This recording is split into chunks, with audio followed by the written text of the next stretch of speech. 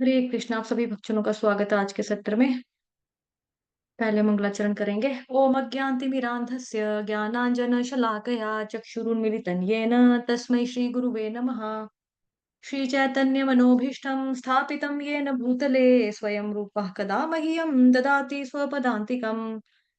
वन्देऽहं श्रीगुरुः श्रीयुतपदकमलं श्रीगुरून् वैष्णवांश्च श्रीरूपं साग्रजातं सहगण रघुनाथान्वितं तं सजीवम् साद्वैतं सावधूतं परिजनसहितं कृष्णचैतन्यदेवं श्रीराधाकृष्णपादान् सहगण ललिता श्रीविशाखान्वितांश्च नमः ॐ विष्णुपादाय कृष्णप्रेष्ठाय भूतले श्रीमते भक्तिवेदान्तस्वामिन्निति नामिने नमस्ते सारस्वते देवे गौरवाणी प्रचारिणे निर्विशेषशून्यवादी पाश्चात्यदेशतारिणे नमो महावदन्याय कृष्णप्रेमप्रदायते कृष्णाय कृष्णचैतन्य नाम्ने गोत्विषे नमः। हे कृष्ण करुणा सिन्धो दीनबन्धो जगत्पते गोपेश गोपिकान्त श्रीराधाकान्त नमोऽस्तु ते। तप्त काञ्चन गौराङ्गी श्रीराधे वृन्दावनेश्वरी वृषभानुसुते देवी प्रणमामि हरिप्रिये। वाञ्छाकल्पतरुभ्यश्च कृपा सिन्धुभयेव च पतितानां पावनेभ्यो वैष्णवेभ्यो नमो नमः। जय श्री कृष्ण चैतन्य प्रभु नित्यानंद श्री अद्वैत गदाधर श्रीवासादि गौर भक्त वृंद। हरे कृष्णा कृष्ण कृष्ण हरे हरे हरे राम राम राम हरे हरे।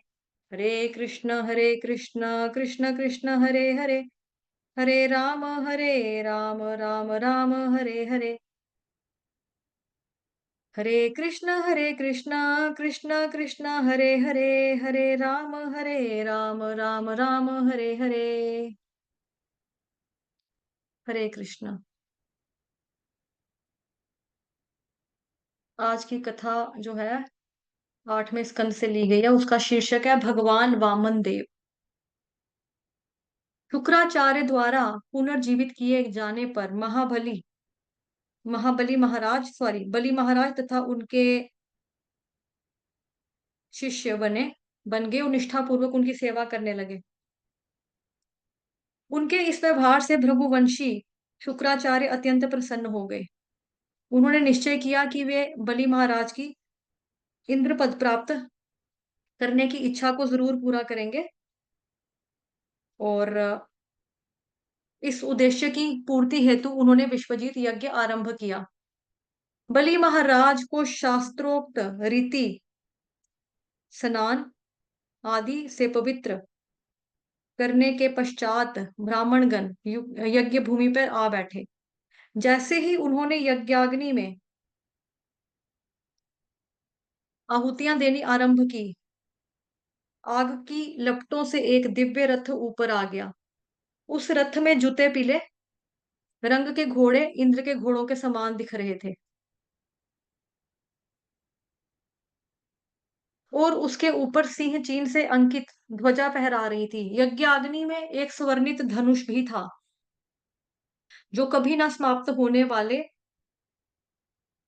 बाणों से भरे दो तरकश एवं एक दिव्य कवच भी प्रकट हुआ। बलि महाराज के दादा प्रहलाद ने उन्हें एक सदाबहार फूलों की माला पहनाई और शुक्राचार्य ने उन्हें एक शंख दिया। ब्राह्मणों के आशीर्वाद से अब बलि महाराज को युद्ध करने के लिए सब आवश्यक वस्तुएं प्राप्त हो चुकी थी। एक मिनट।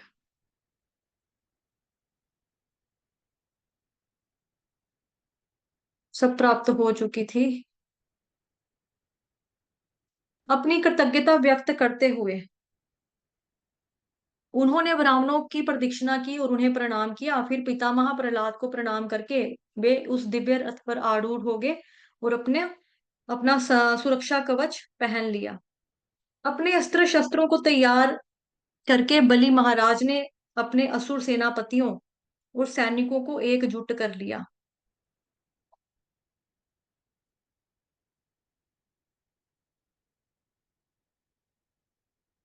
वहां एकत्रित विशाल सेना को देखकर प्रतीत हो रहा था कि मानो वे क्षण भर में ही आकाश को निगल जाएंगे और समस्त दिशाओं को अपनी धधकती हुई दृष्टि से भस्म कर देंगे। बलि महाराज ने इंद्र की राजधानी की ओर कूच किया। उनकी पदचापों से मानो पूरी पृथ्वी को दहल दहल रही थी। देवराज इंद्र की नगरी अत्यंत रमणीय उद्यानों से भरी हुई है। और कहाँ गया?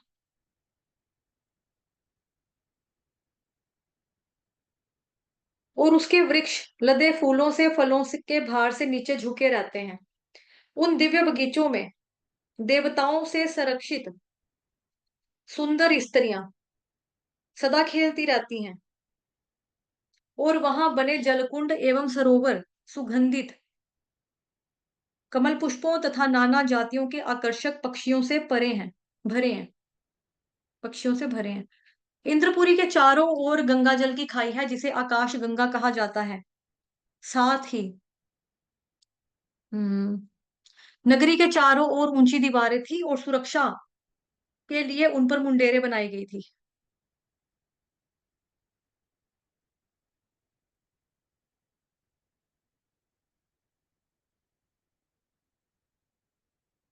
विश्वकर्मा द्वारा निर्मित यह नगरी प्रांगणों, चौड़े गलियारों, सभा भवनों आदि से युक्त थी। और इसमें कम से कम 10 करोड़ विमान थे। यहाँ के चौराहे मोतियों से बने थे और यहाँ विश्राम स्थल हीरो और मूंगों से जड़े हुए थे। जहां देखो वहां नित्य नव यौवना स्त्रियां दिखाई पड़ती थी।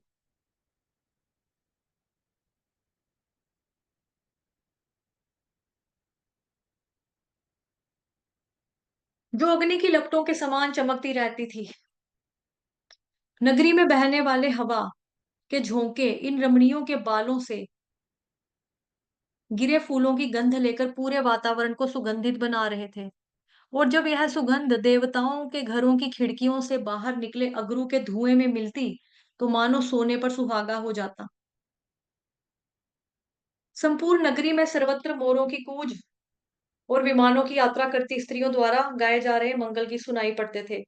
इसके साथ ही बांसुरियों, वीणाओं और ढोल नगाड़ों की मिलीजुली ध्वनि गंधर्वों के गायन के साथ घुलकर वातावरण में प्रसारित होती रहती थी। इस प्रकार प्रतीत होता था मानो इंद्रपुरी का सौंदर्य सुंदरता के मूर्तिमान स्वरूप के गर्व को भी मात दे रहा था। पापी, द्वेषी, अन्यों के प्रति हिंसक, धूर्त, अभिमानी, कामी और लोभी व्यक्ति इस नगरी में प्रवेश नहीं कर सकते थे। क्यों? क्योंकि यहाँ के निवासी उन सब दोषों से पूरी तरह से मुक्त थे। इंद्रपुरी की बाहर की सीमाओं पर पहुंचकर बलि महाराज ने अपने गुरु शुक्राचार्य द्वारा दिया गया शंख बजाया, जिसकी गूंज ने इंद्र द्वारा संरक्षित स्त्रियों के हृदयों को भय से भर दिया। जब इंद्र और अन्य देवताओं ने बलि महाराज की सेना को देखा तो वो इनके संकल्प को समझ गए। वे तुरंत बृहस्पति के पास गए और जाकर बोले, हे गुरुदेव, हमारा पुराना शत्रु बलि अपनी विशाल सेना के साथ हमारे द्वार पर आ चुका है। उसके दमकते चेहरे, शारीरिक बल और अदम्य उत्साह को देखकर लगता है कि हम उसके सामने क्षण भर भी नहीं टिक पाएंगे। बलि को देखकर ऐसा प्रतीत होता है कि वह संपूर्ण ब्रह्मांड को अपने मुंह में निगलने के लिए तैयार है, 10 दिशाओं को अपनी जीवा से चाटना चाहता है और अपने ज्वलंत नेत्रों से सर्वत्र आग लगा देगा। बलि की इस नवीन शक्ति और उसके प्रभाव के पीछे क्या रहस्य है? बृहस्पति देव ने उत्तर दिया, हे देवराज, भृंगुवंशी शुक्राचार्य बलि महाराज से अत्यंत प्रसन्न है और यही बलि की असाधारण शक्ति का रहस्य है। इस समय वो ब्रह्म तेज से युक्त हैं, इसलिए तुम उनके ऊपर विजय प्राप्त नहीं कर पाओगे। वस्तुतः जिस प्रकार कोई व्यक्ति यमराज के समक्ष खड़ा नहीं रह सकता, उसी प्रकार इस समय केवल भगवान को छोड़कर कोई भी बलि का सामना नहीं कर सकता है। तुम तुरंत अपने स्वर्ग को छोड़कर पलायन कर जाओ और अदृश्य होकर कहीं पर भी रहते हुए सही समय आने की प्रतीक्षा करो। जब तक अनुकूल समय नहीं आएगा तब तक तुम्हें ऐसी ही अवस्था में रहना पड़ेगा। बाद में जब बलि महाराज ब्राह्मणों का अपमान करेंगे तो निश्चित ही वह अपने मित्रों स्वजनों का सहित अपना यह तेज और ऐश्वर्य खो बैठेंगे। हम्म। बृहस्पति के परामर्श पर देवताओं ने अपनी इच्छा अनुसार विभिन्न रूप धारण किए और असुरों की दृष्टि से ओझल होकर स्वर्ग को त्याग दिया। बलि महाराज ने इंद्रपुरी में प्रवेश किया और तीनों लोकों को अपने नियंत्रण में करने के लिए अभियान आरंभ किया। इसके पश्चात अपने शिष्य से अति प्रसन्न होकर शुक्राचार्य ने अन्य भृगुवंशी ब्राह्मणों के साथ मिलकर 100 अश्वमेध यज्ञों का आयोजन किया, जिससे बलि महाराज अधिकृत रूप से इंद्र के सिंहासन पर बैठने की योग्यता प्राप्त कर सके। इन यज्ञों को करने के पश्चात बलि महाराज की ख्याति चारों दिशाओं में व्याप्त होने लगी और इंद्र के सिंहासन पर विराजमान वे ऐसे प्रतीत होते थे मानो काश में पूर्णिमा का चंद्रमा हो। ब्राह्मणों की कृपा से बलि महाराज इस ऐश्वर्य पदशाली को प्राप्त करके पूरी तरह से संतुष्ट थे और इस प्रकार से वो स्वर्ग के राज्य का उपभोग करने लगे। दूसरी ओर अपने देवपुत्रों को की दुर्गति को देखकर अदिति कबला की भांति शोक करने लगी। कुछ समय पश्चात उसके पति कश्यप मुनि अपनी समाधि से बाहर आकर अपने आश्रम में लौटे। यद्यपि अदिति ने उनका यथोचित आदर सत्कार किया, परंतु कश्यप मुनि अपनी पत्नी के मुरझाए हुए चेहरे और अपने घर में व्याप्त उदासी को स्पष्ट देख रहे थे। आसन ग्रहण करने के पश्चात कश्यप मुनि बोले, क्या धर्म का पालन करते समय अथवा ब्राह्मणों या सामान्य लोगों के साथ व्यवहार के दौरान तुम्हारे हाथों से कुछ अमंगल हुआ है? धर्म, अर्थ, काम का यथोचित पालन करने से गृहस्थ व्यक्ति के कार्य अध्यात्मवादियों के समान ही श्रेष्ठ माने जाते हैं। क्या उन कार्यों को करने से तुम्हें कोई त्रुटि हुई है? क्या अपने स्वजनों से अत्यधिक आसक्त होने के कारण तुमने अतिथियों का उचित सत्कार नहीं किया है? या फिर नाराज निराश होकर वो यहाँ से लौट गए? ऐसा घर जहां अतिथियों को पानी के बिना ही लौट जाना पड़ता है, वह खेतों में बनी सियारों की मांदों के समान है। हे सती, मेरी दीर्घकालीन अनुपस्थिति के कारण तुम इतनी क्या चिंतित थी कि तुमने यज्ञ अग्नि में घी की आहुति नहीं दी? हे उदारा, क्या तुम्हारे पुत्र तो सुख पा रहे हैं? तुम्हारे कुमलाए हुए मुख को देखकर मैं समझ सकता हूँ कि तुम्हारा चित्त शांत नहीं है। जरा इसका कारण तो बताओ। उत्तर देते हुए दिति ने कहा, हे पतिदेव, चूंकि मैं सदैव आपको याद करती रहती हूँ, इसलिए मेरे द्वारा किसी भी धर्म क्रिया की उपेक्षा का कोई भी प्रश्न नहीं उठता। हे प्रभु, आप स्वयं प्रजापति और मेरे मार्गदर्शक हैं, फिर भला मेरी ऐसी कौन सी इच्छा हो सकती है जो पूरी ना हो? समस्त देवताओं और दानवों का जन्म आपके शरीर और मन से हुआ है, इसलिए महानता में आप उनके समान हैं।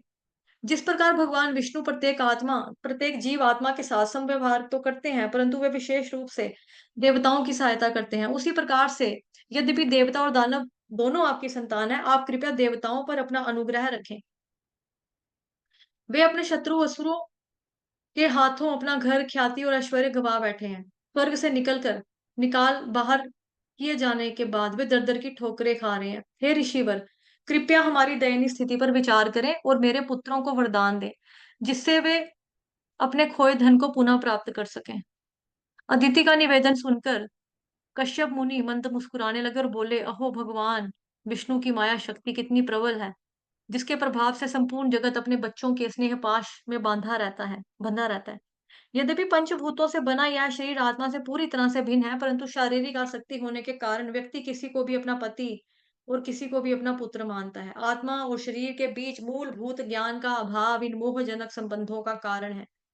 हे देवी, परम भगवान प्रत्येक जीवात्मा के स्वामी हैं और उनके समस्त शत्रुओं का दमन करने में वे सक्षम है। वे प्रत्येक व्यक्ति की इच्छा पूरी करके मंगल प्रदान करने वाले हैं। तुम उन्हीं का भजन करो। उनके चरणों के प्रति की गई भक्ति कभी भी विफल नहीं जाती। दीनहीनों के मित्र भगवान विष्णु अवश्य तुम्हारी समस्त इच्छाओं की पूर्ति करेंगे। वस्तुतः मेरे मत में तो भक्ति के अतिरिक्त अन्य सब मार्ग केवल समय की व्यर्थता है। सर्वप्रथम कश्यप मुनि ने अपनी पत्नी को दिव्य ज्ञान प्रदान किया, जिससे वह लाभ और हानि के विचारों से संतुलित हो सके, परंतु जब उन्होंने देखा कि उन उपदेशों को स्वीकार नहीं कर पा रही है वो, तो उस समय कश्यप ने भक्ति मार्ग का उपदेश दिया। इस दृष्टि से अदिति आर्त व्यक्तियों के वर्ग में आती है जो दुखों से मुक्त होने के लिए भगवान जी का भजन करते हैं। यह सुनकर अदिति ने पूछा, हे ब्राह्मण, कृपया मुझे विस्तार पूर्वक उस विधि का वर्णन कीजिए, जिससे मैं पूर्ण पुरुषोत्तम भगवान की पूजा के द्वारा उनको प्रसन्न करके अपनी इच्छाओं की पूर्ति कर सकूं। मुझे भगवान की भक्ति के सर्वोत्तम मार्ग का उपदेश दें, जिससे वे अति शीघ्र मुझसे संतुष्ट हो जाएं और मुझे और मेरे पुत्रों को इस संकट से उद्धार करें। कश्यप मुनि ने कहा, बहुत समय पहले जब मेरे मन में संतानोत्पत्ति की इच्छा हुई थी, उस समय मैंने ब्रह्मा जी से इस विषय पर उपदेश देने का निवेदन किया था। अब मैं तुम्हें ब्रह्मा जी द्वारा बताई गई उस विधि का उपदेश करूंगा, जिसके पालन से भगवान विष्णु अत्यंत सरलता से प्रसन्न हो जाते हैं। फाल्गुन यानी कि फरवरी मार्च शुक्ल पक्ष की प्रतिपदा से द्वादशी तक इस व्यक्ति को 12 दिन तक केवल दूध पर निर्वाह करने का व्रत धारण करने करके भक्ति भाव से विष्णु का भजन करना चाहिए। यदि संभव हो तो अमावस्या के दिन 2 शुक्र द्वारा खोदी गई मिट्टी अपनी पूरे शरीर पर मिलनी चाहिए। तत्पश्चात नदी में स्नान करते समय उसे इस मंत्र का उच्चारण करना चाहिए। हे धरती मैया, भगवान ने अपने वराह रूप में आपको अपने नथुनों से धारण किया था। मैं आपको प्रणाम करता हूँ, प्रार्थना करता हूँ कि कृपया मेरे सभी पापों को नष्ट कर दें। इसके बाद उसे अपने नित्य कर्म करने चाहिए और फिर अत्यंत सावधानी पूर्वक श्री भगवान के विग्रह, वेदी, सूर्यदेव, जल, अग्नि और आचार्य की उपासना करनी चाहिए। सर्वप्रथम उसे श्रद्धा और भक्ति पूर्वक विभिन्न प्रार्थनाओं का उच्चारण करते हुए भगवान का स्वागत करना चाहिए। श्री विग्रहों की पूजा करते समय भक्त को ओम नमो भगवते वासुदेवाय इस मंत्र का जप करना चाहिए और भगवान को पुष्पमालाएं, धूप और अन्य सामग्रियां अर्पित करनी चाहिए। तत्पश्चात उसे भगवान को दूध से स्नान करवाकर उन्हें सुंदर वस्त्रों और आभूषणों से सजाना चाहिए और उन्हें पाद्य, अर्घ्य, गंध एवं अन्य वस्तुएं अर्पित करनी चाहिए। विग्रहों का श्रृंगार करने के पश्चात पश्चात उन्हें घी और गुड़ से बने पायसम यानी कि खीर का भोग लगाना चढ़ाना चाहिए। इसके बाद वैष्णवों में भगवान के उस प्रसाद का वितरण करके पुनः भगवान को आचमन, सुपारी और अन्य वस्तुएं अर्पित करके पूजा जारी रखनी चाहिए। तत्पश्चात 108 बार इस मंत्र का धीमे स्वर में उच्चारण करके भगवान का यशोगान करें। अंततः भगवान की प्रदक्षिणा करने के पश्चात प्रसन्नचित्त होकर भगवान को साष्टांग प्रणाम करें। भगवान को अर्पित किए गए सारे फूलों तथा जल को अपने सिर से स्पर्श करके उन्हें किसी पवित्र स्थान अथवा नदी में विसर्जित कर दें। अंत में कम से कम 2 ब्राह्मणों को खीर का भोजन करवाएं और उनका यथोचित सत्कार करने के पश्चात बंधु-बांधवों सहित स्वयं प्रसाद ग्रहण करें।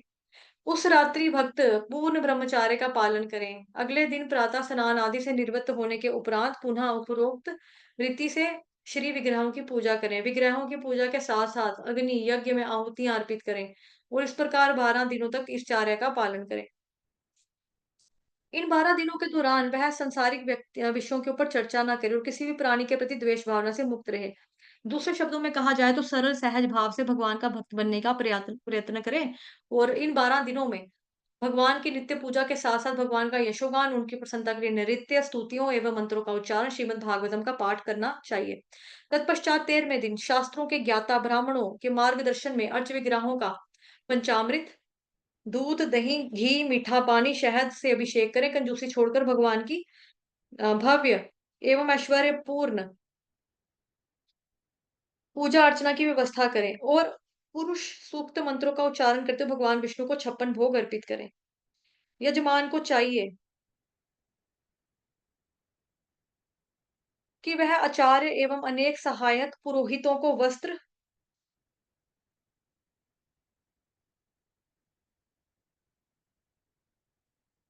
आभूषण, धन, गाय और प्रसाद देकर संतुष्ट करे, उन्हें संतुष्ट करे, पूरी तरह से संतुष्ट करे। तत्पश्चात वहां एकत्रित शेष ब्राह्मणों और अन्य लोगों के वर्गों को प्रसाद देकर उन्हें संतुष्ट करना चाहिए। चाहे वहां कोई भी क्यों ना हो, निर्धन, चंडाल, अंधा, नास्तिक, उन सबको भगवान विष्णु का प्रसाद दिया जाना चाहिए क्योंकि भगवान विष्णु को संतुष्ट करने का यही सबसे ज्यादा सरल मार्ग है। जब वहां आए एक एक अतिथि को भरपेट भोजन खिला गया हो, केवल तभी यजमान को अपने बंधु बांधवों सहित प्रसाद लेना चाहिए। अंत में कश्यप मुनि ने कहा, इस व्रत को पयोव्रत कहा जाता है, जिसे कुछ समय पूर्व मैंने पितामह ब्रह्मा जी के मुख से सुना था। हे भाग्या, इस व्रत का पालन करो, शांत मन एवं उल्लसित भावना से पूर्ण पुरुषोत्तम भगवान की पूजा करो। इस पयोव्रत को सर्वज्ञ भी कहा जाता है, क्योंकि इसके करने से व्यक्ति को अन्य समस्त यज्ञ करने का फल प्राप्त हो जाता है। भगवान की यह पूजा हर प्रकार की तपस्या का सार है और इस संसार में इससे बड़ा और कोई दान नहीं है। इसलिए यह व्रत सब व्रतों में सर्वश्रेष्ठ है और अधोक्षज के नाम से परम विख्यात परम भगवान को संतुष्ट करने के लिए सर्वोत्तम साधन है। हे भद्रा, मुझ पर पूरा विश्वास रखो कि इस व्रत के पालन से भगवान अति शीघ्र तुम पर प्रसन्न हो जाएंगे और तुम्हारी समस्त मनोकामनाएं को पूरा कर देंगे। तत्पश्चात अदिति ने अपने पति के निर्देशानुसार पयोव्रत का आरंभ किया। एकाग्रचित से वह भगवान विष्णु पर ध्यान करने लगी और इस प्रकार अपने मन तथा इंद्रियों को पूरी तरह से नियंत्रण में ले आई। व्रत की समाप्ति पर भगवान विष्णु अति प्रसन्न हुए और अदिति के समक्ष अपने चतुर्भुज रूप में प्रकट हो गए। भगवान के दर्शन पाते ही अदिति भाव विभोर होगी। वह तुरंत खड़ी हुई और भूमि पर गिरते हुए भगवान को दंडवत प्रणाम किया। कुछ क्षणों में स्वयं को संभालते हुए वह पुनः खड़ी हो गई और भगवान की स्तुति करने लगी। परंतु गहन आनंद के कारण उसका कंठ अवरुद्ध हो गया।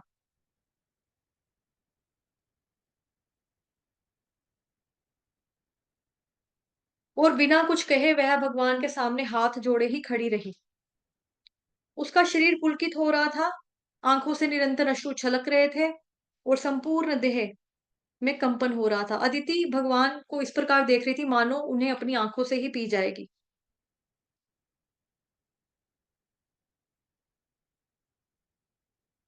हम्म।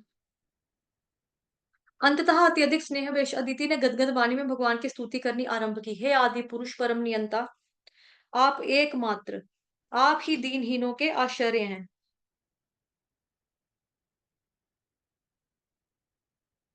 कृपया आप हमारे ऊपर दया करें और हमारे सौभाग्य का संवर्धन करें। हे अनंत, आपको प्रसन्न करके अत्यंत सहजता से ब्रह्मा जी के समान दीर्घायु, मन चाहे लोक और लोक पर निवास, असीमित ऐश्वर्य, इंद्रिय सुख, योग सिद्धियां तथा दिव्य ज्ञान प्राप्त कर सकता है।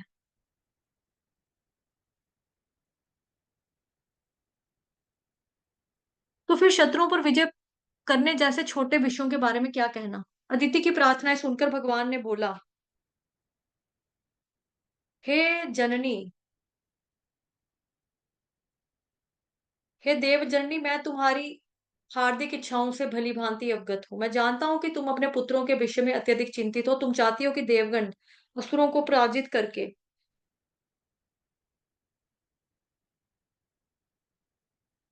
अपने स्वर्ग लोकों में पुनः प्राप्त कर लें, जिससे तुम उनके साथ मेरी पूजा अर्चना कर सको। मैं यह जानता हूँ कि तुम युद्ध भूमि में असुरों का वध होने के पश्चात उनकी विविधताओं विधवा सॉरी उनकी विधवाओं को अपने मृत पतियों पर शोक करते हुए देखना चाहती हूँ। परंतु मेरे मतानुसार इस समय असुरों के प्राय सारे नेता अजय हैं। वे सब उन ब्राह्मणों पर संरक्षित हैं, द्वारा संरक्षित है, जिन पर सदैव भगवान की कृपा कायम रहती है। इसलिए उन्हें शक्ति द्वारा पराजित करने की कोशिश निश्चित से रूप से विफल हो रहेगा और भावी समस्याओं को ही जन्म देगा। परंतु चूंकि परंतु चूंकि मैं तुम्हारे पयोव्रत से संतुष्ट हुआ और मेरी पूजा कभी भी व्यर्थ नहीं जाती है, इसलिए मुझे तुम्हारी सहायता का कोई ना कोई मार्ग अवश्य खोजना पड़ेगा।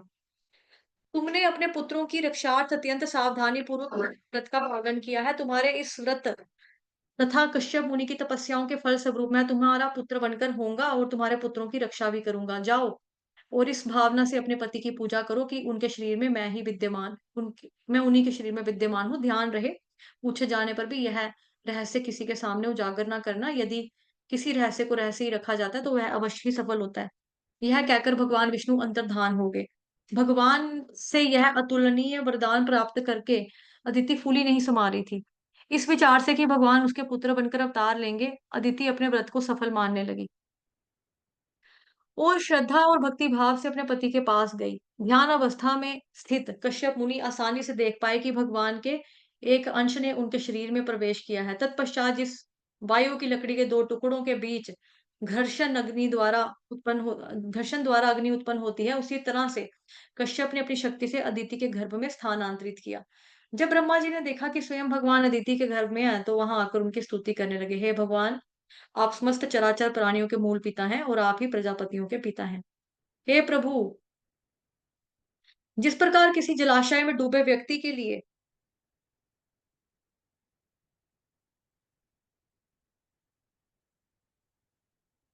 1 मिनट।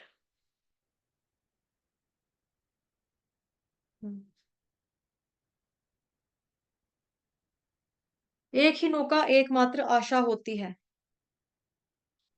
उसी तरह से अपने स्वर्गीय पदों से घिरे हुए देवताओं के लिए आप ही एकमात्र आश्चर्य हैं। तत्पश्चात भगवान विष्णु अपने चतुर्भुज रूप में अदिति के गर्भ से प्रकट हुए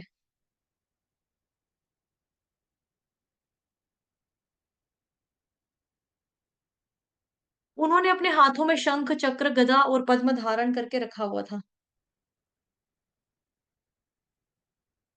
फिर है जी उसके उनके पीत वस्त्र चमक रहे थे और उनके एवं अ, उनके पीत वस्त्र चमक रहे थे और नेत्र खिले कमल की पंखुड़ियों के समान सुंदर थे।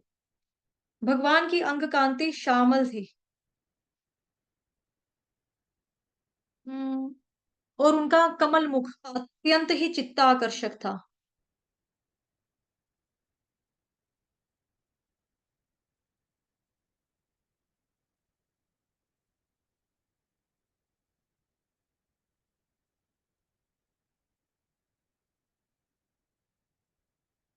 उनकी देह विभिन्न रत्नाभूषणों से सजी थी और उनके वक्षस्थल पर श्रीवत्स चिन्ह था और उनके गले से सुंदर सुगंधित फूलों की एक असाधारण सुंदर माला लहरा रही थी। पराग की खोज में मधुमक्खियों के झुंड उस माला के चारों तरफ मंडरा रहे थे। भगवान के प्रकाश ने प्रजापति कश्यप के घर को पूरी तरह से आलोकित कर दिया और समस्त दिशाओं में तथा प्रत्येक व्यक्ति के हृदय में अनसा छा गया था। एक ही समय छहों क्या है, ऋतुएं अपने अपने गुणों का प्रदर्शन करने लगी और भगवान के प्राकट्य का विचार करके समस्त ग्रह और नक्षत्र सर्वोत्तम मांगलिक स्थिति स्थित हो गए। भगवान भाद्रपद महीने की द्वादशी के दिन अभिजीत नक्षत्र के समय प्रकट हुए। इस दिन को विजय द्वादशी के नाम से भी जाना जाता है। भगवान को प्रकट हुआ देखकर वहां एकत्रित देवगण उच्च स्वर में शंख, ढोल और अन्य वाद्य यंत्रों को बजाने लगे। अप्सराएं उल्लासित होकर नृत्य करने लगी। गंधर्वगण समूह गान करने लगे और महर्षिगण, देवता, मनु, पितागण एवं अग्नि देवता भगवान की संतुष्टि हेतु उनकी स्तुति करने लगे। भगवान का यशोगान और नाचते समय सिद्धगणों, सुप्रगणों, नागगणों ने आकाश मार्ग से कश्यप मुनि के आश्रम पर इतने फूल बरसाए कि लगभग वो पूरा ढक गया। जब अदिति ने देखा कि भगवान अपनी अंतरंगा शक्ति के द्वारा उनके घर में प्रकट हुए हैं, तो वह विस्मय और आनंद से भर उठी। हर्ष और आश्चर्य की मिली-जुली भावनाओं से विभोर कश्यप मुनि बारंबार जय जय का उद्घोष करने लगे। उस समय अपने माता-पिता की उपस्थिति में भगवान विष्णु ने उसी प्रकार वामन का रूप धारण कर लिया, जिस प्रकार रंगमंच पर प्रस्तुति के पश्चात एक अभिनेता अपने वस्त्र बदलता है। जब महर्षियों ने भगवान के इस अद्भुत रूप को देखा तो वो बहुत प्रसन्न हो गए। कश्यप मुनि की भूरी प्रशंसा करके उन्होंने भगवान के लिए जात कर्म संस्कार एवं अन्य संस्कारों को करना आरंभ कर दिया। यज्ञोपवीत संस्कार के समय सूर्य देव ने स्वयं भगवान को गायत्री मंत्र प्रदान किया और बृहस्पति ने उन्हें जनेऊ दिया। कश्यप ने भगवान वामन को घास की बनी मेखला दी, घास की बनी मेखला दी। पता नहीं क्या होता है मेखला। भूमि ने मृगछाल और चंद्रदेव ने उन्हें ब्रह्म दंड दिया। ब्रह्म दंड दिया। अदिति ने अपने पुत्र को कौपीन दिया और स्वर्ग के अधिष्ठाता देव ने उन्हें एक छत्र प्रदान किया। ब्रह्मा जी ने उन्हें कमंडलू दिया। सप्तऋषियों ने कुश घास और सरस्वती देवी ने उन्हें रुद्राक्ष मोतियों की माला पहनाई। कुबेर ने भगवान वामन को भिक्षा पात्र दिया और भगवान शिव की भार्या पार्वती देवी ने उन्हें पहली दक्षिणा दी। इस प्रकार वहां प्रत्येक व्यक्ति से भेंट स्वीकार करने के पश्चात भगवान वामन ने अपने ब्रह्म तेज का प्रदर्शन किया। उनकी सुंदरता ने सभी सभा में उपस्थित समस्त महर्षियों देवताओं के सौंदर्य को फीका छोड़ दिया। तत्पश्चात भगवान वामन देव ने सुना कि बलि महाराज भृगुवंशी ब्राह्मणों के निर्देशानुसार अश्वमेध यज्ञ कर रहे हैं। उन्होंने असुरराज बलि पर अपनी कृपा दिखाने का निश्चय किया। बलि महाराज नर्मदा नदी के उत्तरी तट पर स्थित भृगु कच्छ नामक स्थान पर यज्ञ कर रहे थे। भृगु कच्छ की ओर जाते समय भगवान के भार से प्रत्येक पग पर भूमि दबी जा रही थी। जैसे ही याज्ञिक ब्राह्मणों ने दूर से आते भगवान वामन को देखा, तो उनके तेज को देखकर आश्चर्यचकित रह गए वो। वामन देव ने अपने तेज से बलि महाराज और समस्त ब्राह्मणों को निस्तेज कर दिया। वे अपने आपस में चर्चा करने लगे, ये बोना बालक कहीं स्वयं सूर्यदेव, अग्नि या सनत कुमार तो नहीं है। जब ये भृगुवंशी ये ब्राह्मण तर्क वितर्क कर रहे थे, तो उस समय भगवान वामन हाथ में दंड, छत्र और कमंडलू लेकर यज्ञ स्थली में प्रविष्ट हुए। एक ब्राह्मण पुत्र के रूप में भगवान ने अपने कमर पर मेखला बांधी हुई थी। अच्छा, मेखला कमर पे बांधने की बेल्ट। उनके बाएं कंधे से होता हुआ जनेऊ उनके वक्षस्थल पर शोभायमान था। उन्होंने अपनी कटी में मृग छाल लपेटी हुई थी और सर के ऊपर जटाजूट बाल थे। भगवान के प्रभाव से स्वयं को तेजहीन जानकर सारे ब्राह्मण तुरंत अपने आसनों से खड़े हुए और उनका यथोचित आदर सत्कार करने लगे। उनको प्रणाम करने लगे। भगवान को देखकर बलि महाराज बहुत खुश हुए और पूरी तरह से संतुष्ट मन से उन्होंने भगवान को आसन प्रदान किया और चरण कमल धोकर उनकी पूजा की। जिस प्रकार शिव जी गंगा जल जो भगवान विष्णु के चरण कमलों से होकर बहता है, भक्ति भाव से अपने सिर पर धारण करते हैं, बलि महाराज ने स्वयं भगवान वामन के चरण कमलों को धोकर बहने वाले जल को अपने सिर पर धारण किया। जब भगवान को संबोधित करते हुए उन्होंने कहा, हे ब्राह्मण देवता, आपके यहाँ आगमन से निश्चित ही मेरी पूर्वज संतुष्ट हुए होंगे। आज पूरा मेरा वंश पवित्र हो गया है। वस्तुतः हमें प्रतीत होता है कि मात्र आपकी उपस्थिति से हमारा यज्ञ पूरी तरह से सफल हो गया। आपके चरण कमलों का प्रक्षालन करके ना केवल मैं अपने समस्त पाप कर्मों से मुक्त हुआ हूँ, अपितु आपके छोटे-छोटे पद कमलों के स्पर्श से पूरी वसुंधरा भी आज स्वयं का को पावन और सौभाग्यवती अनुभव कर रही है। हे ब्राह्मण पुत्र, ऐसा प्रतीत होता है कि आप यहाँ मुझसे कुछ मांगने आए हैं। आपके मन में जो भी अभिलाषा है उसे निसंकोच कहिए। गायें, सोना, घर, खाद्य अथवा पेय पदार्थ, विवाह के लिए ब्राह्मण पुत्री, गांव, हाथी, घोड़े, रथ, जो कुछ भी आपको चाहिए मांग लीजिए, कृपया मांग लीजिए। बलि महाराज के मीठे वचनों को सुनकर भगवान वामन बहुत प्रसन्न थे। उनकी प्रशंसा करते हुए कहने लगे, राजन, आप ब्राह्मणों के मार्गदर्शन में कार्य करते हैं और सदैव अपने पितामह प्रहलाद महाराज की छत्र छाया में रहते हो। इसलिए निसंशय आप एक महान, अत्यंत महान है। मैं जानता हूँ कि आज तक आपके वंश में ऐसे संकुचित अथवा कृपण मानसिकता वाले एक भी व्यक्ति ने जन्म नहीं लिया जिसने ब्राह्मणों को दान देने से मना किया हो अथवा युद्ध भूमि में किसी क्षत्रियो की चुनौती स्वीकार ना की हो, और ना ही तुम्हारे वंश में दान का वचन देने के बाद कोई अपने वचन से मुकरा है। हे वीर हिरण्याक्ष के जन्म हिरण्याक्ष का जन्म तुम्हारे ही वंश में हुआ। उसने बिना किसी सहायता के समस्त दिशाओं को जीत लिया था। वराह रूप में भगवान विष्णु ने भीषण मुठभेड़ के बाद अत्यंत कठिनाई से उस पर विजय प्राप्त की थी। बाद में जब भगवान हिरण्याक्ष की असाधारण शूरवीरता पर विचार किया गया तो वे वास्तव में स्वयं को विजेता मानने का गर्व करने लगे। जब हिरण्यकशिपु ने अपने भाई की मृत्यु का समाचार सुना तो क्रोधवश वे प्रतिशोध लेने के लिए भगवान विष्णु के धाम पर जा पहुंचा। जब भगवान ने देखा कि हिरण्यकशिपु अपने हाथ में त्रिशूल लेकर आ रहा है, तो वे विचार करने लगे, मैं जहां भी जाऊंगा हिरण्यकशिपु उसी प्रकार मेरा पीछा करेगा जिस प्रकार मृत्यु समस्त जीवों का पीछा करती है। इसलिए अच्छा होगा कि मैं उसी के हृदय में छिप जाऊं। चूंकि यह केवल बाहर ही देखता है और यह कभी मुझे अपने भीतर नहीं खोज पाएगा। यह विचार करके भगवान विष्णु हिरण्यकशिपु के शरीर में प्रविष्ट हो गए, जो उस समय तीव्र गति से उनकी ओर दौड़ा चला आ रहा था। बहुत छोटा रूप धारण करने के पश्चात समस्त योग सिद्धियों के स्वामी भगवान विष्णु ने हिरण्यकशिपु के नथनों में प्रवेश किया और उसकी श्वास के साथ उसके भीतर प्रवेश कर गए। जब हिरण्यकशिपु ने देखा कि भगवान का धाम खाली है, तो उन्हें वह चुनौती देता हुआ क्रोध वश संपूर्ण ब्रह्मांड में भगवान को खोजने लगा। अंततः जब उसको भगवान विष्णु कहीं पर भी नहीं मिले, तो इस निष्कर्ष पे पहुंचा कि मैंने पूरा ब्रह्मांड खोज लिया है, परंतु मुझे कहीं पर भी भगवान विष्णु नहीं मिले। निश्चित ही वो इस स्थान पर चले गए हैं जहां से वापस लौटकर कोई नहीं आता, अथवा दूसरे शब्दों में वे मृत्यु को प्राप्त हो चुके हैं।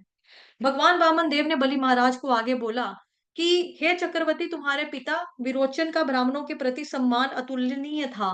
यह जानते हुए कि देवता ब्राह्मणों का वेश बनाकर उनके पास भिक्षा लेने के लिए आए हैं, उनके निवेदन पर उन्हें अपनी शेष आयु उन्हें दान में दे दी। हे दैत्यराज, अपने यशस्वी पूर्वजों के चरणों का अनुगमन करने वाले हे महाबली, मुझे अपने पैरों के नाप से केवल 3 पग भूमि चाहिए। यद्यपि आप अत्यंत उदार हैं और मुझे मेरी अपेक्षाओं से कहीं अधिक भूमि दान में दे सकते हैं, परंतु फिर भी मुझे अपनी आवश्यकता से अधिक रत्तीभर भी भूमि नहीं चाहिए। यदि कोई विद्वान ब्राह्मण अन्यों से अपनी सही आवश्यकता के अनुसार दान लेता है, तो वह पाप कर्मों में नहीं बनता। बलि महाराज ने उत्तर दिया, हे ब्राह्मण पुत्र, तुम्हारे वचन तो किसी विद्वान पंडित और एक बड़े व्यक्ति जैसे हैं, परंतु तुम्हारी बुद्धि अभी भी बचकानी और कच्ची है। तुम अपना स्वार्थ निर्धारण करने में भी पटु नहीं हो। मैं तीनों लोगों का स्वामी हूँ और तुम्हें भूमंडल के 7 द्वीपों में से एक द्वीप तक दे सकता हूँ। तुमने यहाँ पर आकर मुझे अपने दर्शन एवं वचनों से बहुत प्रसन्न किया, लेकिन तुम्हारी बातें तो मूर्खता भरी हैं। मेरी दृष्टि में तो तुम अधिक बुद्धिमान नहीं हो।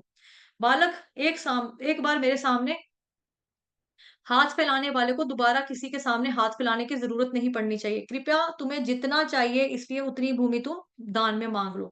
भगवान वामन देव ने कहा, राजन, यदि किसी व्यक्ति की इंद्रियाँ उसके नियंत्रण से बाहर हैं, तो चाहे वह तीनों लोकों की संपत्ति ही क्यों ना प्राप्त कर ले, फिर भी वो असंतुष्ट ही रहेगा।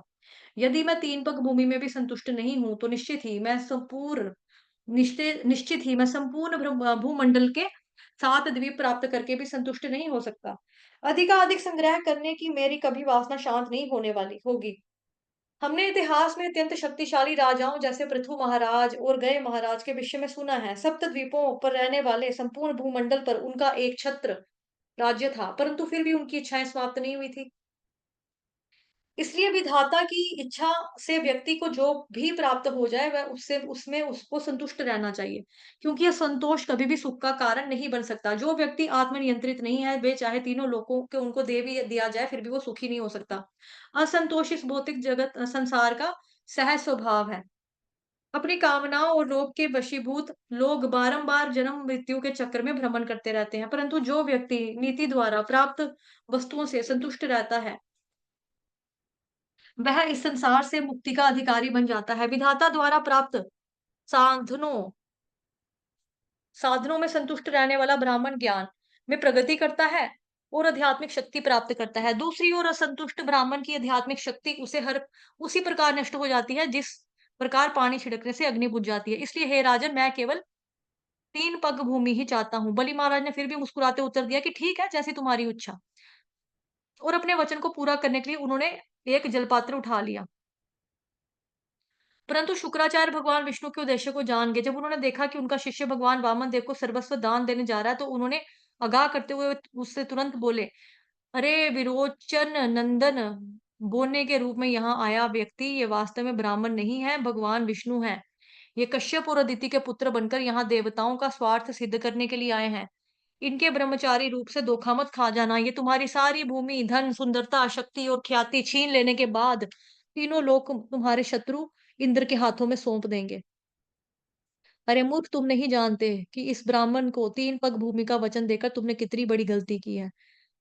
इन 3 पैरों से यह पूरे तीनों लोकों को नाप लेगा। भगवान विष्णु को सब कुछ देने के बाद फिर तुम्हारी जीविका किस प्रकार चलेगी? यह बोना ब्राह्मण केवल अपने 2 पैरों से समस्त भूमि और आकाश को नाप लेगा। फिर तीसरे पग की भूमि देने के लिए तुम्हारे पास क्या बचेगा?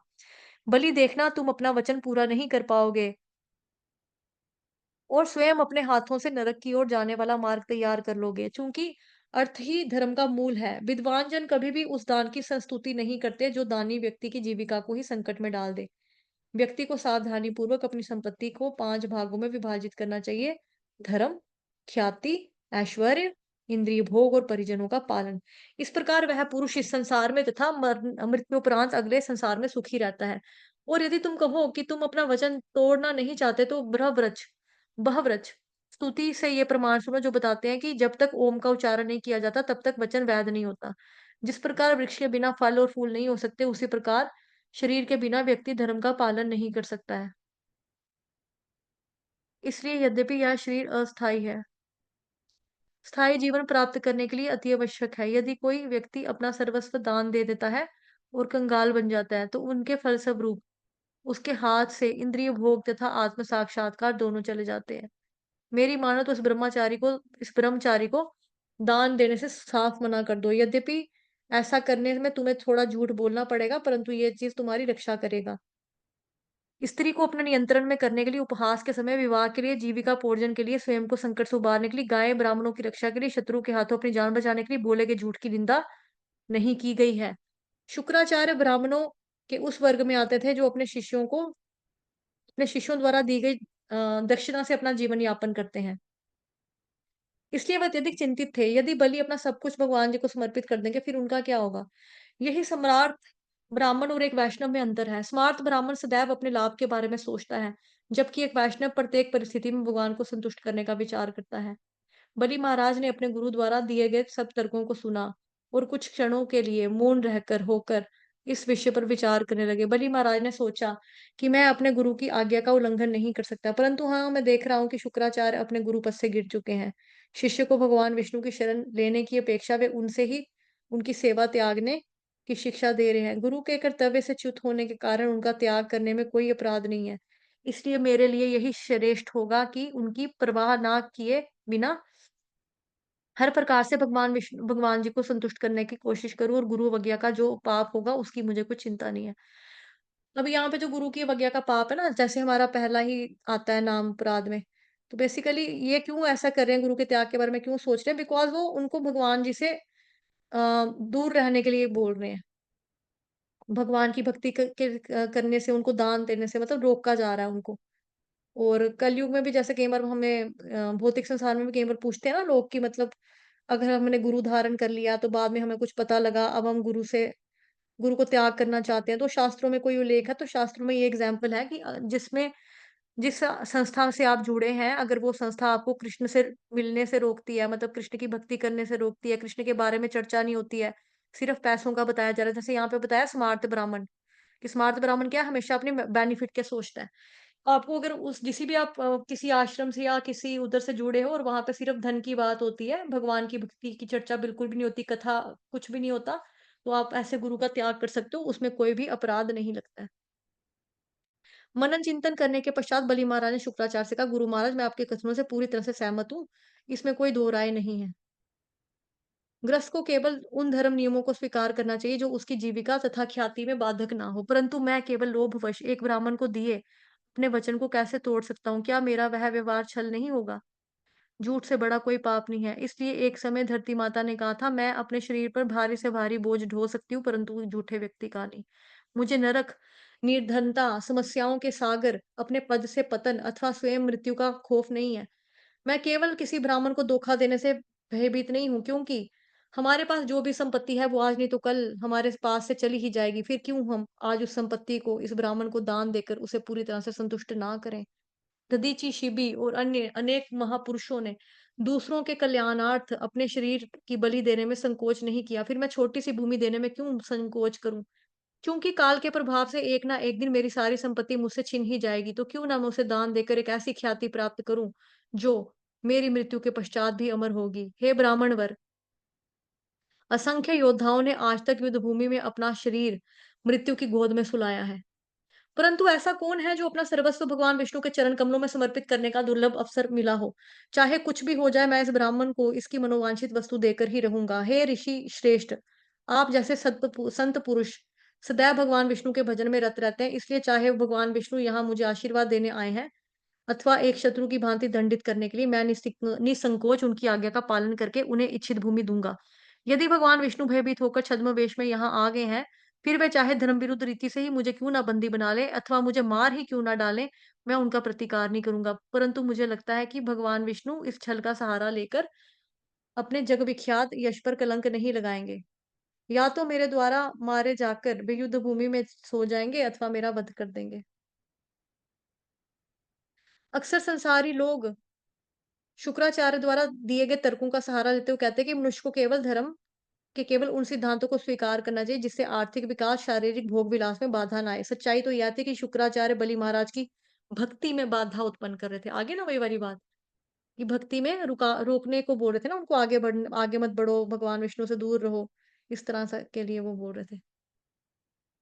उस बाधा को पार करने के लिए बलि महाराज ने निश्चय किया कि वे शुक्राचार्य का त्याग करके अपना सर्वस्व तुरंत वामनदेव को दे देंगे। बलि महाराज के हृदय में भक्ति का यह बीज उनके दादा प्रहलाद महाराज ने बोया था, और जब उससे उगे वृक्ष का फल लगने लगे तो बलि इतने शुद्ध हो गए कि स्वयं भगवान कृपावश उनके समक्ष प्रकट हो गए। प्रहलाद महाराज की कृपा से भगवत प्रेम के चरम लक्ष्य को प्राप्त होने के कारण बलि महाराज ने तुरंत निर्णय कर लिया, यह बोना ब्राह्मण जो कुछ भी मांगेगा उसे मैं दे दूंगा। एक मिनट रुकना, कोई आया है। एक सेकंड।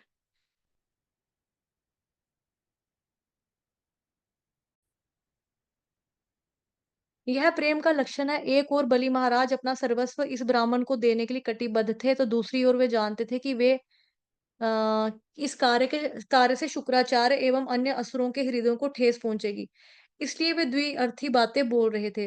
वास्तव में यदि भगवान विष्णु बलि महाराज के समक्ष आकर तीनों लोकों का राज्य मांगते, तो निश्चित ही बलि महाराज उन्हें मना नहीं करते। केवल अपने भक्त के साथ थोड़ा उपहास करने के लिए भगवान ने बोने ब्राह्मण का छद्म वेश धारण किया और बलि महाराज से 3 पग भूमि मांगी। बलि के इस दृढ़ निश्चय को देखकर शुक्राचार्य क्षुब्ध हो गए। भगवत प्रेरणा से उन्होंने बलि महाराज को शाप देते हुए कहा, बलि तू ज्ञान और विवेकहीन है, परंतु फिर भी तू स्वयं को बड़ा विद्वान समझता है। तेरा इतना साहस कि तूने मेरी आज्ञा का उल्लंघन किया, शीघ्र ही तू अपने समस्त ऐश्वर्य से विहीन हो जाएगा। गुरु के द्वारा शाप दिए जाने पर भी बलि महाराज अपने दृढ़ निश्चय से विचलित नहीं हुए। रीति अनुसार उन्होंने सर्वप्रथम भगवान वामन को जल अर्पित किया और फिर अपने वचन का पालन करते हुए उन्हें 3 पग भूमि दी। बलि महाराज की धर्मपत्नी विंध्यावली जल से भरा एक स्वर्णिम पात्र ले आई और बलि ने उससे भगवान के चरण धोकर चरणामत को अपने सिर के ऊपर धारण किया। बलि महाराज के निष्कपट और सरल व्यवहार को देखकर देवतागण प्रसन्न हृदय से उनके ऊपर कोटि-कोटि पुष्पों की वर्षा कर रहे थे। हजारों गंधर्व बिगुल और ढोल बजाते हुए घोषणा करने लगे, बलि महाराज का यह यश तो देखो, ये कितने महान हैं, इनका उन्होंने कितना दुष्कर कार्य कर दिखाया है। यद्यपि वे जानते थे कि भगवान विष्णु के शत्रुओं का पक्ष लेकर आए हैं, फिर भी उन्होंने दान स्वरूप उन्हें तीनों लोक दे दिए। भगवान वामन अपने रूप का विस्तार करने लगे और शीघ्र ही संपूर्ण ब्रह्मांड उनके शरीर के भीतर समाता गया।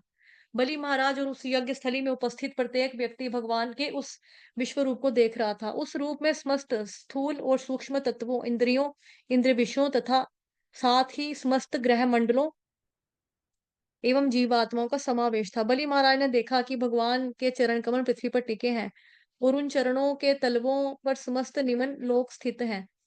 भगवान की पिंडलियों पर पर्वत स्थित थे, उनके घुटनों पर विविध पक्षी और उनकी जंघाओं पर वायु स्थित थी। भगवान के वस्त्रों के नीचे संध्याकालीन प्रकाश की चोंद थी। ठीक है। और उनके प्रजनंगों पर प्रजापति स्थित थे। बलि महाराज ने स्वयं एवं अपने अनुयायियों को 7 समुद्रों के साथ भगवान के कटी प्रदेश पर स्थित देखा। भगवान की नाभि पर उन्होंने आकाश और भगवान के वक्षस्थल पर उन्होंने सितारों को देखा। बलि महाराज ने भगवान के हृदय में धर्म को, उनकी छाती पर मधुर वचनों एवं सत्य को तथा उनके मन में चंद्रमा को देखा। भगवान के वक्षस्थल पर श्रीमती लक्ष्मी देवी जी भी विराजमान थे और उनकी गर्दन पर समस्त वेद थे। देवराज इंद्र सहित समस्त देवगण उनकी भुजाओं पर स्थित थे और दिशाएं उनके कानों पर थी। उनके सिर पर लोक उनके सिर पर ऊपर के लोक थे, उनके बालों पर बादल, उनके नथनों में वायु, आंखों में सूर्य और मुख में अग्नि स्थित थी। उनके शब्द से वैदिक मंत्रों की उत्पत्ति हुई और जीवा पर वरुण देव थे। भगवान के विश्वरूप की भ्रुकुटियों पर यम नियम थे और उनकी पलकों पर दिन रात स्थित थे। क्रोध उनके मस्तक पर था, द्वेष उनके होठों पर, कामुक इच्छाएं उनके स्पर्श में और जल उनके वीर्य में स्थित था। उनकी पीठ पर अधर्म और उनके कार्यों में अग्नि यज्ञ स्थित था। भगवान के शरीर पर उगे बालों में समस्त औषधियां और जड़ी बूटियां थी। उनकी मुस्कान में माया शक्ति तथा परछाई में मृत्यु थी। उनकी नाड़ियों में सारी नदियां, उनके नाखूनों में सारे रत्न, उनकी बुद्धि में ब्रह्मा जी, अन्य देवगण और महर्षिगण और उनकी संपूर्ण देह में सहस समस्त चराचर प्राणी स्थित थे। जब असुर ने भगवान के हाथ में सुदर्शन चक्र देखा और उनके धनुष की तुमुल टंकार सुनी, तो उनके हृदय शोक से विदीर्ण हो उठे। विश्व रूप की स्तुति करने के लिए भगवान के निज पार्षदों सहित 5 जन्य शंख, कौमुदकी, गदा, विद्याधर नामक तलवार, सैकड़ों चंद्र चिन्हों से अंकित ढाल और अक्षय सहायक नामक सर्वोत्तम तरकश, ये सब एक साथ प्रकट हुए। तत्पश्चात भगवान वामनदेव ने अपना दूसरा पग भरकर समस्त सर्वलोकों को नाप लिया। वास्तव में उन्होंने अपने चरण कमलों को इतना ऊपर उठाया कि वह महरलोक, जनलोक, तपलोक, सत्यलोक इन सबको पार करने ब्रह्मांड की सीमा पर चला गया और तीसरा पग रखने की कोई स्थान नहीं बचा था। उस दौरान भगवान के चरण कमल के अंगूठे से ब्रह्मांड की परत में छिद्र हो गया और उसमें से कारण सागर का जल इस ब्रह्मांड के भीतर प्रवेश करने लगा। वही जल पतित पावनी गंगा बना। जब ब्रह्मा जी ने देखा कि भगवान वामन देव के चरण कमल के नाखून की आभा उनके धाम ब्रह्मलोक के तेज को क्षीण कर दिया है, वे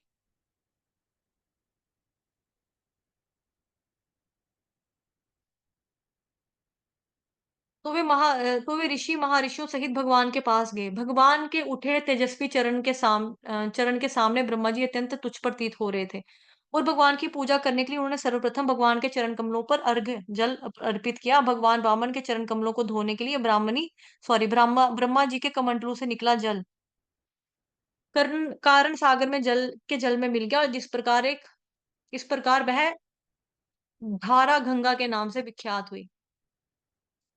तत्पश्चात भगवान वामन देव पुनः अपने बोने ब्राह्मण के रूप में आ गए। ब्रह्मा जी सहित समस्त देवगण विभिन्न सामग्रियों जैसे सुगंधित फूलों, जल, पाद्य, अर्घ्य, चंदन लेप, अगरू लेप, धूप, दीप, खील, अक्षत, धान, फल और कंदमूल आदि से उनकी पूजा करने के लिए वहां पर आ पहुंचे। भगवान वामनदेव की पूजा करते समय देवगण उनके यशस्वी कार्यों का गुणगान भी कर रहे थे और साथ ही साथ वे नृत्य गायन भी करते हुए विविध वाद्य मंत्र एवं शंख बजा रहे थे। उस समय ऋष क्या लिखा है? उस समय ऋक्षराज जामवान अपना बिगुल बजाते हुए वहां आए और भगवान वामन के विजय के सम्मानार्थ एक भव्य उत्सव की घोषणा की। जब बलि महाराज के अनुयायियों ने देखा कि वामन देव ने छल द्वारा उनके स्वामी की पूरी संपत्ति छीन ली है, तो अत्यंत अत्यधिक क्रोधित होकर वो चिल्लाने लगे, यह वामन ब्राह्मण नहीं अपितु सबसे बड़ा छलिया भगवान विष्णु है। ब्राह्मण के छद्म वेश में इसने अपने वास्तविक रूप को ढक लिया है और देवताओं का भला करने के लिए यहाँ आया है। यजमान होने के कारण हमारे स्वामी बलि महाराज ने किसी को दंड नहीं देने का व्रत लिया हुआ है और इसी का फायदा उठाकर हमारे कट्टर शत्रु विष्णु ने छल द्वारा उनका राज्य ही छीन लिया। बलि महाराज सत्यव्रती हैं और इसलिए उन्होंने विष्णु का कोई प्रतिरोध नहीं किया, परंतु उनकी अनुयायी होने के नाते हम इस वामन देव का वध करना ही हमारा कर्तव्य है। यह विचार करके उन असुरों ने अपने अपने अस्त्र शस्त्रों को उठा लिया और यद्यपि बलि महाराज ने उन्हें रोकने की पूरी कोशिश की, फिर भी वे वामन देव का वध करने के लिए उनकी तरफ दौड़ने लगे। परंतु भगवान विष्णु के पार्षदों ने मुस्कुराते हुए अपने अपने शस्त्र उठाए और उन्हें आगे बढ़ने से रोक दिया। भगवान के ये पार्षद जैसे नंद, सुनंद, जय, विजय और गरुड़ अत्यंत बलवान हैं और असुरों द्वारा इनका प्रतिरोध किए जाने पर इनके इन्हें अत्यंत सहजता से उनका वध करना आरंभ कर दिया। जब बलि महाराज ने अपने सैनिकों को इस प्रकार वध होते हुए देखा तो उन्हें शुक्राचार्य का शाप स्मरण हो गया और उन्होंने असुरों को रोकते हुए कहा, हे विप्रचित्ति, हे राहु, हे नेमि, ध्यान पूर्वक मेरी बात सुनो। चूंकि वर्तमान काल हमारे पक्ष में नहीं है, इसलिए तुम तुरंत यह लड़ाई रोक दो। भगवान ही सुख दुख देने प्रदान करने वाले हैं और इस सृष्टि में कोई भी व्यक्ति उनके समान अथवा उनसे श्रेष्ठ नहीं है। भगवान का प्रतिनिधित्व करने वाला काल पहले हमारे अनुकूल था, परंतु इस समय वह हमारे प्रतिकूल हो चला है। जब तक नीति हमारे पक्ष में नहीं है, तब तक हम विजय प्राप्त नहीं कर सकते। इसलिए उस अनुकूल समय की प्रतीक्षा करो, जब तक हम आसानी से अपने शत्रुओं को परास्त कर पाएंगे। तत्पश्चात बलि महाराज की आज्ञा का पालन करते हुए विष्णु दूतों द्वारा खदेड़े जाने पर असुरों ने ब्रह्मांड के निम्न लोकों में प्रवेश किया। फिर सोमपान के दिन गरुड़ ने भगवान विष्णु की इच्छा को समझते हुए बलि महाराज को वरुण पक्ष में बांध लिया। बलि महाराज को इस दशा में देख तीनों लोकों में हाहाकार मच गया। यद्यपि बलि महाराज निस्तेज हो चुके थे, परंतु उसका हृदय अभी भी भगवान विष्णु को संतुष्ट करने के प्रति दृढ़ निश्चयी था। इसलिए उन्हें अपनी पूरी संपूर्ण संपत्ति खोए जाने पर भी जरा सा भी विचलित नहीं हुए। उस समय भगवान वामन ने बलि महाराज से कहा कि हे असुर राज, तुमने मुझे 3 पग भूमि देने का वचन दिया था, परंतु मैंने केवल अपने 2 पैरों से संपूर्ण ब्रह्मांड को नाप लिया है। बताओ मैं अपना तीसरा पैर कहाँ रखूँ? चूँकि दान देने का वचन देकर तुमने अगर उसको पूरा नहीं किया, इसलिए तुम्हें निम्नलोक में जाना पड़ेगा। अपनी संपत्ति पर मिथ्याभिमान के कारण तुमने मुझे भूमि देने का वचन तो दिया, परंतु अब तुम उसे पूरा नहीं कर पा रहे हो। इस दोष तथा शुक्राचार्य की आज्ञा अनुसार तुम्हें कुछ वर्षों के लिए पृथ्वी के नीचे वाले लोकों में रहना होगा। भगवान ने कृपावश बलि महाराज का सर्वस्व छीन लिया और संपूर्ण विश्व को अपने भक्त की सहनशीलता का प्रदर्शन करने के लिए भगवान ने उन्हें बंदी बना दिया। जब बलि महाराज ने देखा कि वे अपना वचन पूरा नहीं कर पा रहे हैं, तो उनका बंधक ऐश्वर्य में उन्हें उनसे कहीं अधिक महान है। उन्होंने उत्तर दिया, हे भगवान, यदि आपको लगता है कि मैंने अपने वचनानुसार आपको दान नहीं दिया है, तो निश्चित ही मैं इसकी व्यवस्था करूँगा। मैं नहीं चाहता कि किसी ब्राह्मण को दिया गया मेरा वचन अधूरा रहे, इसलिए कृपया अपना तीसरा पग आप मेरे सिर पर रख लीजिए। मुझे धन, संपत्ति अपनी छीन जाने का कोई दुःख नहीं है। नारकीय लोकों में रहने का अथवा आपके द्वारा बंदी बनाए जाने का और दंडित होने का भी कोई भय नहीं है। मुझे केवल ब्राह्मणों को धोखा देकर अपनी ख्याति नष्ट होने का भय है। कई बार माता-पिता अथवा मित्र व्यक्ति के हितैषी बनकर उसे दंड देते हैं। परंतु जिस प्रकार का दंड आपने मुझे दिया है, वैसा दंड किसी को नहीं दिया जाता। चूँकि आप मेरे पूजनीय देव हैं, इसलिए मैं जानता हूँ कि आपका यह दंड मुझ पर आपकी विशेष कृपा है। हे भगवन, आप छिपे वेश में हम असुरों के बहुत बड़े सबसे बड़े हितैषी हैं और शत्रु बनकर हमारा हित करने आए हैं। चूँकि हम सदैव मिथ्याभिमान में भरे ऊँचे पदों की आकांक्षा करते हैं, आप हमें दंडित करके सही मार्ग दिखाने देखने सही मार्ग देखने की दृष्टि प्रदान करने के लिए आए हैं। आपसे द्वेष रखने वाले अनेक असुरों ने महान योगियों की गति प्राप्त की है। यद्यपि आपने मुझे बंदी बनाकर दंडित किया है, परंतु मुझे इस बात का कोई भी दुःख नहीं है और ना ही लज्जा। इस भौतिक शरीर का क्या लाभ जो जीवन के अंत में अपने स्वामी को छोड़कर चला जाता है। पुरुष कठोर परिश्रम करके धन संपत्ति जुटाता है, परंतु स्वजनों के छिपे वेश में लुटेरे उसे लूट लेते हैं। भला ऐसे स्वजनों का क्या लाभ? व्यक्ति के घर, समाज और राष्ट्र का क्या लाभ? इन सब के प्रति आसक्ति रखकर उनका मूल्यवान समय और शक्ति दोनों नष्ट हो जाते हैं। यह मेरा सौभाग्य है कि आपने बलपूर्वक मेरा सब कुछ छीन कर मुझे अपने चरण कमलों के पास खींच लिया है। जब बलि महाराज भगवान वामन के सम्मुख अपने ये उद्गार व्यक्त कर रहे थे, तो वहां प्रहलाद महाराज उसी प्रकार प्रकट हुए जिस प्रकार रात्रि समय चंद्रमा प्रकट होता है। प्रहलाद महाराज का शरीर ऊंचा और श्यामल वर्ण का था और उन्होंने पीत वस्त्र धारण किए थे। उनके विशाल नेत्र कमल पुष्प की पंखुड़ियों के समान दिख रहे थे। उनकी भुजाएं लंबी तथा उनका स्वरूप सबों को सुख देने वाला था।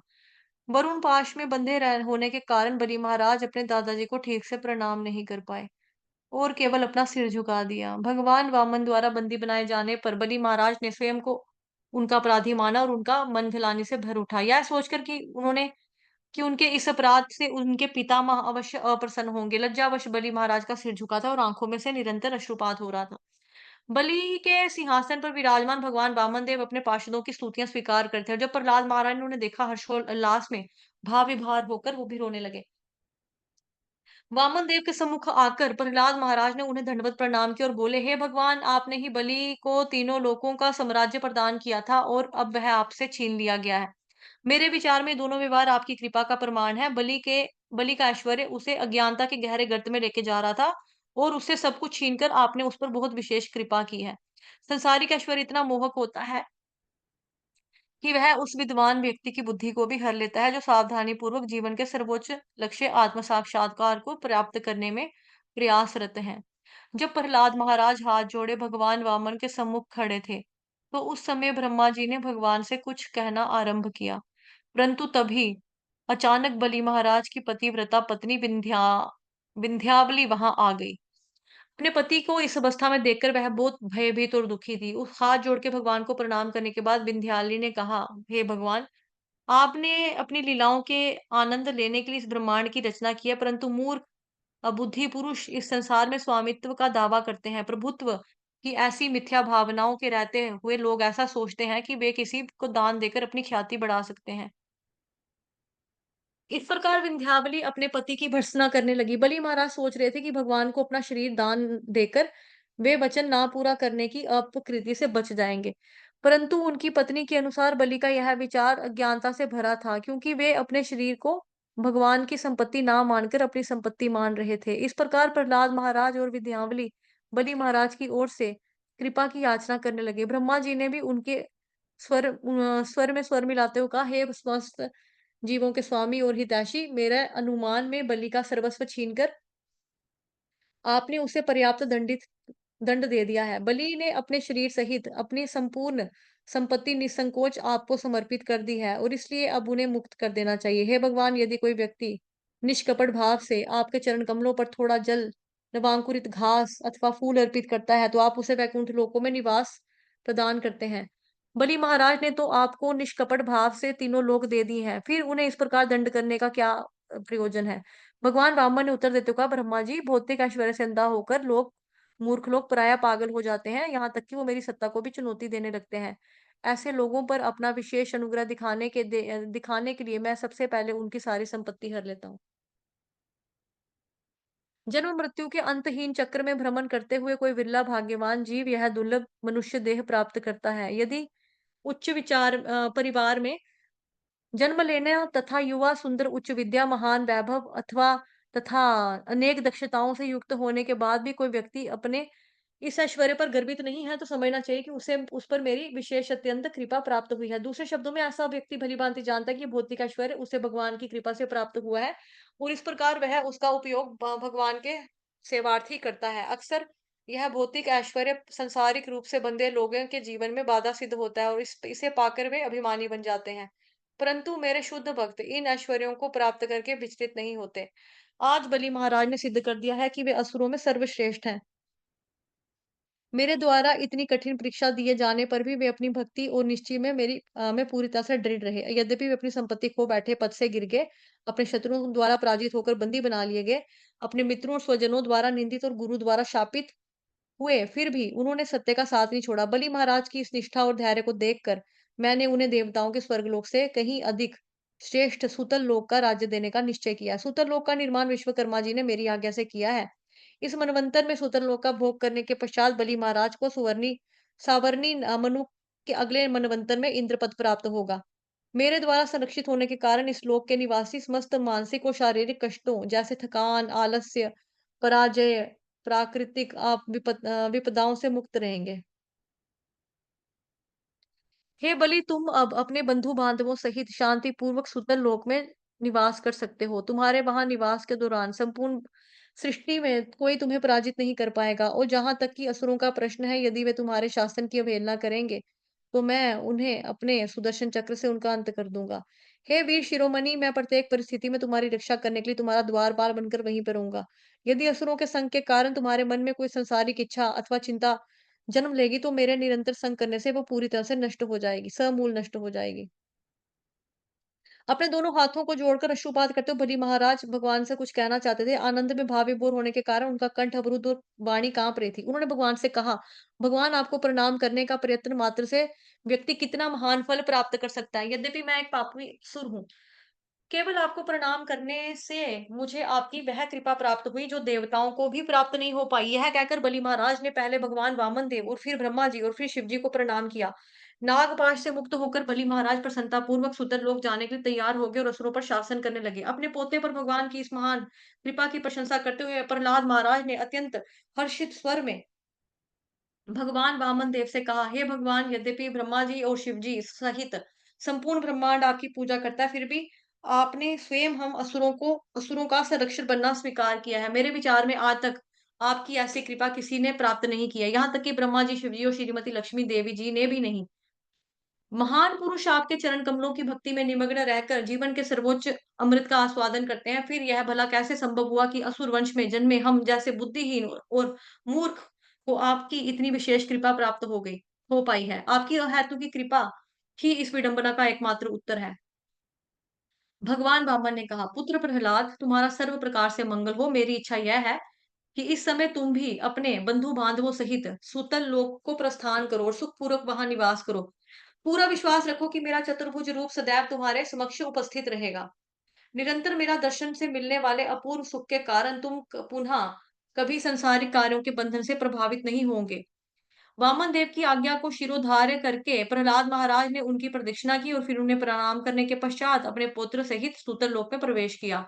उस समय भगवान ने याज्ञिक ब्राह्मणों के बीच में बैठे शुक्राचार्य को संबोधित करते हुए कहा कि हे द्विज श्रेष्ठ, आपका शिष्य बलि यज्ञ संपन्न कर रहा था। कृपया बताइए कि उसका क्या दोष था, उसका क्या वह क्या कारण था कि जिसे चलते उसे शाप मिला। आप सुयोग्य ब्राह्मणों की उपस्थिति में इसका निर्धारण करें और फिर उसे निरस्त भी कर दें। शुक्राचार्य ने उत्तर दिया, भगवान, आप समस्त यज्ञों के स्वामी हैं, इसलिए जिस व्यक्ति ने आपको पूरी तरह से संतुष्ट कर दिया है, उसके लिए इन बाहरी यज्ञों में त्रुटि करने का कोई भी सवाल नहीं उठता। यदि मंत्रों के उच्चारण में तथा काल, स्थान, व्यक्ति अथवा सार सामग्री से संबंधित नियमों के पालन में कोई त्रुटि रह भी जाती है, तो केवल आपके पवित्र नामों के जप से ही सब कुछ त्रुटिहीन हो जाता है। परंतु चूंकि आपकी आज्ञा है कि ब्राह्मणगण मिलकर बलि महाराज की त्रुटि को निरस्त कर दें, और मैं इस आज्ञा को अपना सर्वप्रथम कर्तव्य मानकर अवश्य पूरा करूंगा। वहां उपस्थित यह कहकर वहां उपस्थित ब्राह्मण बलि महाराज द्वारा यज्ञों में हुई भूल चूक और सब त्रुटियों की भरपाई करने लगे। जब वामन देव ने 3 पग भूमि की याचना पर बलि महाराज से छीनी गई सारी भूमि अपने भाई इंद्र को दे दी, कश्यप मुनि और उनकी पत्नी अदिति को संतुष्ट करने के लिए ब्रह्मा जी सहित समस्त देवताओं और ऋषि महर्षियों ने भगवान वामन देव को वेदों, धर्म सिद्धांतों, ख्याति, ऐश्वर्य, मांगल्य, व्रतों, उच्च लोकों में प्रगति तथा मुक्ति के संरक्षण के रूप में स्वीकार किया। इंद्र के छोटे भाई होने के कारण उनका नाम हुआ उपेंद्र। यद्यपि इंद्र को समस्त देवताओं तथा ब्रह्मांड का राजा माना जाता था, आज समस्त देवगण तथा ऋषिगण तीन लोकों के कल्याण हेतु भगवान उपेंद्र की प्रत्येक वस्तु का परम स्वामी मान स्वीकार करना चाहते थे। इस प्रकार अत्यंत प्रसन्नता पूर्वक इंद्र ने ब्रह्मा जी की अनुमति से भगवान वामन देव को अपने आगे रखा और हुए उन्हें आगे रखा और उन्हें एक दिव्य विमान द्वारा स्वर्ग में ले गए। भगवान के संरक्षण में इंद्रदेव पुनः अपने देवराज पद पर स्थित हो गए और तीनों लोकों पर शासन करने लगे। अंततः भगवान वामन देव की इस अद्भुत लीला और अदिति की महान स्थिति का गुणगान करते हुए सब देवता अपने अपने धाम को लौट गए। हरे कृष्ण कृष्ण कृष्ण हरे हरे, हरे हरे राम राम राम राम राम राम हरे हरे। हरे हरे, हरे कृष्ण हरे कृष्ण कृष्ण कृष्ण कृष्ण हरे हरे हरे, हरे, हरे हरे राम हरे राम राम राम राम हरे हरे। हरे हरे। हरे कृष्ण हरे कृष्ण हरे कृष्ण हरे हरे कृष्णा बच्चे, हरे कृष्ण। चलिए ठीक। वाञ्छाकल्पतरुभ्यश्च कृपा सिन्धुभयेव च पतितनां पावनेभ्यो वैष्णवेभ्यो नमो नमः। अनंत कोटि वैष्णव वृंद की जय, जगत गुरु श्री प्रभुपाद की जय, श्री कृष्ण भगवान की जय,